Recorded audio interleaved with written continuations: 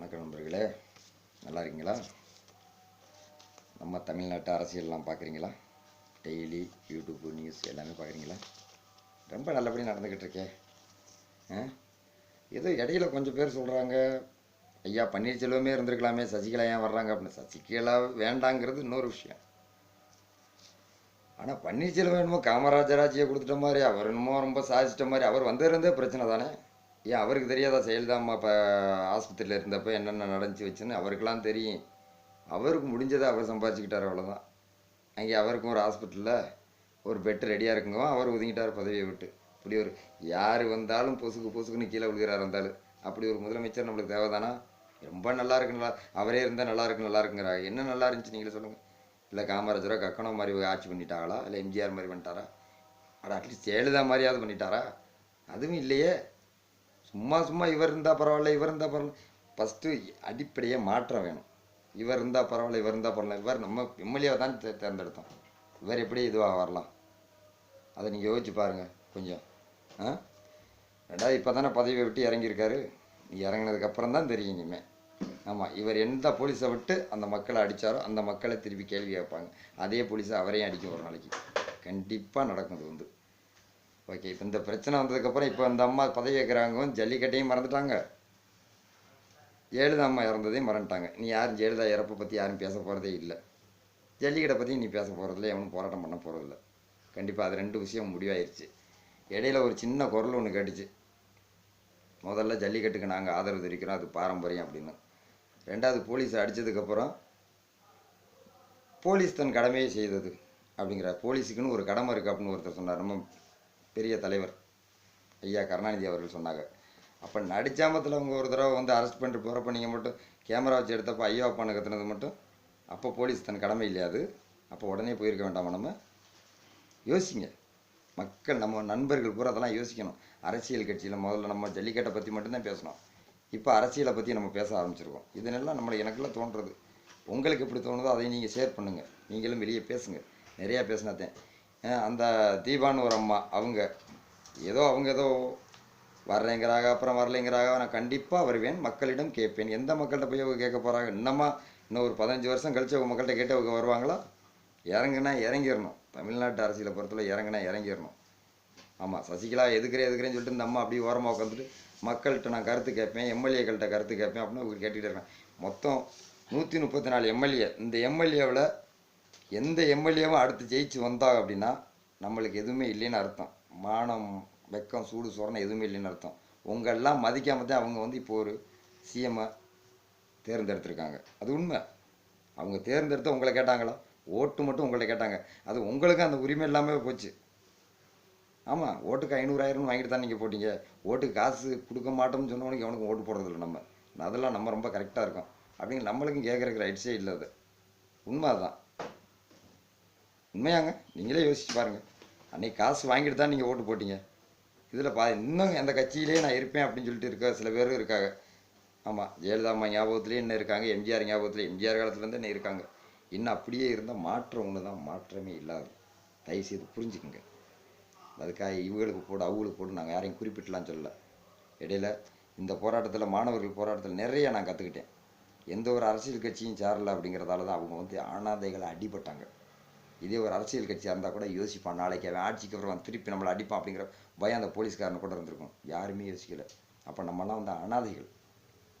ஆமாம், எப்படி நம்ம அரசியல் இல்லாட்டினா அனாதை பிரிவுங்க அப்படிங்கிற மாதிரி இருக்குது. இனி அதெல்லாம் நம்மளுக்கு யார் வர்றா, யார் என்ன செய்கிறாங்க அப்படிங்கிறத நம்ம தயவுசெய்து யோசிச்சு பாருங்கள் ஒரு வாட்டி. தீபாமா வர்றாங்க, அவங்க வர்றாங்க, இந்த கோஷம் போடுறதே ஃபஸ்ட்டு விடுங்க. ஓட்டு போடுறியா, அதோட்டம் கடமை முடிஞ்சு. நல்லா இருக்கானா, நல்லா ஓட்டு போடணும், நல்லா செய்வானா, நல்லா படிச்சிருக்கானா, அவனோட கொள்கை என்ன, அவனோட இந்த நாட்டுக்கு என்ன செய்யணும் அவன் நினைக்கிறான், அதை மட்டும் யோசிச்சு பார்த்து தயவுசெய்து ஓட்டு போடுங்க. 134 எம்எல்ஏவும் இப்போ ஆதரவு கொடுத்து தானே அந்த அம்மா வந்து இப்போ வந்து சிஎம் ஆக போகிறாங்க.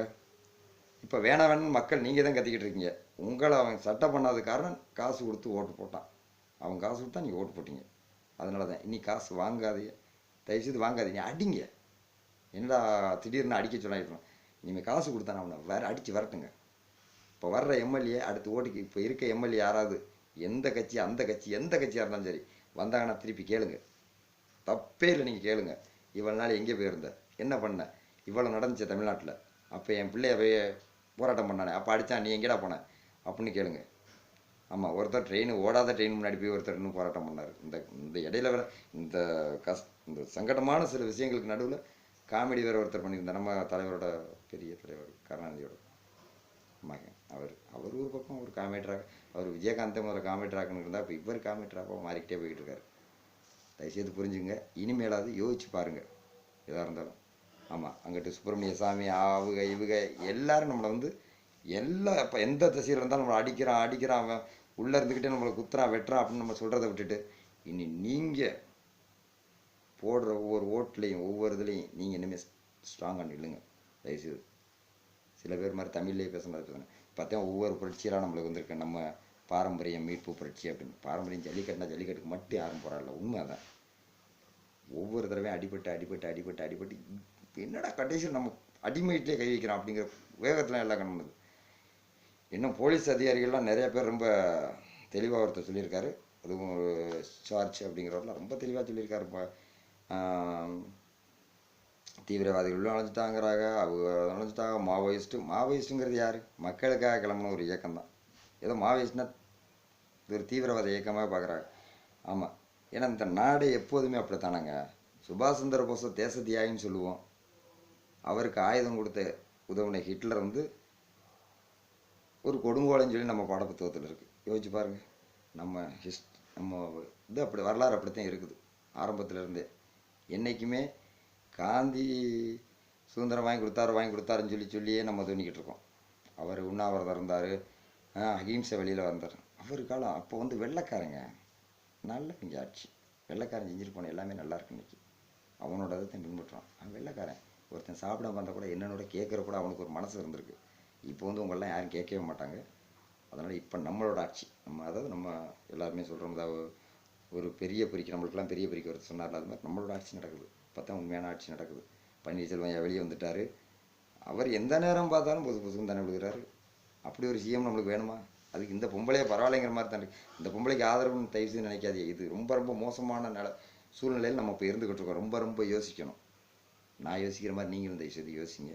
எல்லா பக்கமும் திமுக அதிமுக இதுகளை விட்டால் வேறு வழி இல்லை அப்படின்னு நினைக்காது. இப்போ இவங்களை விட்டால் அவங்க என்ன நினச்சிக்கிட்டு இருக்காங்க, திமுக வந்துடலாம், ஏடிஎம்கே கொஞ்சம் கீழே இறங்குச்சுன்னா சசிகலாவோடது கிடச்சுன்னா திமுக கீழே மேலே வந்துடலாம், அவங்க அடுத்த ஆட்சி பிடிக்கணும்.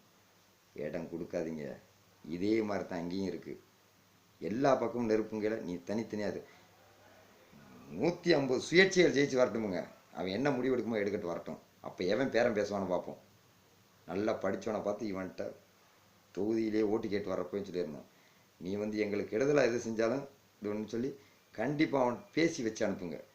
கண்டிப்பாக அடிப்பும் சொல்லுங்க. இனிமேல் மக்கள் புரட்சி ஒரு பக்கம் வந்து அகிம்சையில் நடக்கட்டும், இன்னொரு பக்கம் வந்து அவன் அடிப்பான் அப்படிங்கிற பயம் வரணும். அந்த பயம் வந்தால் தான் இப்போ அடிக்கிறாங்க. அவங்க அடிக்கிறோட நம்ம அதிகமாக அடிப்போம் தெரிஞ்சு அவன் அடிப்பான் நம்மளை. இப்போ 1.5 லட்சம் பேருக்கு மேலே காலேஜ் ஸ்டூடெண்ட்ஸு மக்கள் எல்லாம் இங்கே இருந்தாங்க. வெறும் 5000-6000 போலீஸ் தான். எந்த ஆயுதம் வேணாலும் கொண்டு வரட்டும். இந்த 1.5 லட்சம் பேரும் திருப்பி அடிச்சிருந்தா அப்படின்னா அந்த போலீஸில் ஒருத்தராக உயிரோட போயிருக்க முடியுமா? முடியாது. ஆனால் அடிக்கக்கூடாது, அதான் நம்மளோட விஷயம். நம்ம வந்து இதுக்காக உலக லெவலில் இன்றைக்கி பேர் வாங்கிட்டோம். அடிக்கக்கூடாதுன்னு தான் நம்ம நின்னோம். அடிச்சிருந்தோம்னா என்ன இருக்கும்? அது ஒரு பயமாக உங்களுக்கு வரணும். அதை நிரூபிக்கிற நேரத்தில் நிரூபிக்கணும். இப்போ இல்லை, நிறையா நம்மளுக்கு வாழ்க்கையில் நிறைய நேரம் இருக்குது. அதெல்லாம் ஒரு நாளைக்கு போலீஸ்காரங்களே திருந்தி நம்மள்ட்ட வந்து கேட்பாங்க. ஒரு நாளைக்கு, ஐயா நீங்களாவது பாருங்கடா, எங்களை பிடிச்சி அடிக்கிறாங்கடா. ஏன்னா அரசியல்வாதி நீ அடிக்க ஆரம்பிச்சிடலாம். நீ ஒவ்வொரு பெரிய பெரிய அதிகாரிகள்லாம் எங்கெங்கே தூக்கி அடிப்பாங்க, என்னென்ன பண்ணுவாங்கன்னு தெரியாது. எப்படின்னு 2 நாள் ஒரு நாளில் அந்த அம்மா பதவி ஏற்றுருவாங்க. அதுக்கப்புறம் எத்தனை அரசியல்வாதி, எத்தனை தலைவர்கள், எத்தனை போலீஸ் அதிகாரிகள், எத்தனை ஐஏஎஸ்கள், எத்தனை ஐபிஎஸ்கள்லாம் மாற்றி அடிக்கிறான்னு நீங்கள் பாருங்கள். ஆமாம், கோர்ட்டு ஜட்ஜோட யோசிக்கணும். அது நடக்க போகுது, நடக்கட்டும். இதுவரை இந்த ஒரு 4 வருஷத்தை அப்படி கழிங்க, வேறு வழியே இல்லை. என்ன நரேந்திர மோடி எப்போ நம்மளுக்கு நல்லது நினைக்க போகிறதில்ல என்ன. ஆமாம், இன்னும் இந்த கோயம்புத்தூரில் ஒரு பொண்ணு ஒன்று கேட்டுச்சு, ஒரு கேள்வி கேட்டுச்சு. அதுக்கு இன்னும் வானதி அக்கா நான் பதிலே சொல்லலை. அவங்க சொல்ல மாட்டாங்க, பதில் இருந்தால் தானே சொல்கிறதுக்கு. ஆமாம், எல்லா வேடிக்கையும் இப்போ பார்த்துட்டாங்க. ரொம்ப சந்தோஷமாக இருக்காங்க, அவங்க ஹாப்பி. ஓகே, சந்தோஷம். நீங்கள் இனிமேலாக யோசிங்க. ஒவ்வொரு எம்எல்ஏவும் இனி வர்றவங்க புது ஆளுகளாக வரணும், நல்லா படிச்சிருக்கவனாக இருக்கணும். இது நடந்து போச்சு. எங்கிட்ட ஏடிஎம்க்கு எங்கிறிய, டிஎம்க்கு எங்கிறிய, இனிமே ஜெயலலிதாவோ கருணாநிதியோ எம்ஜிஆரோ நீ இல்லை ஏடிஎம்கே பொறுத்தளவு.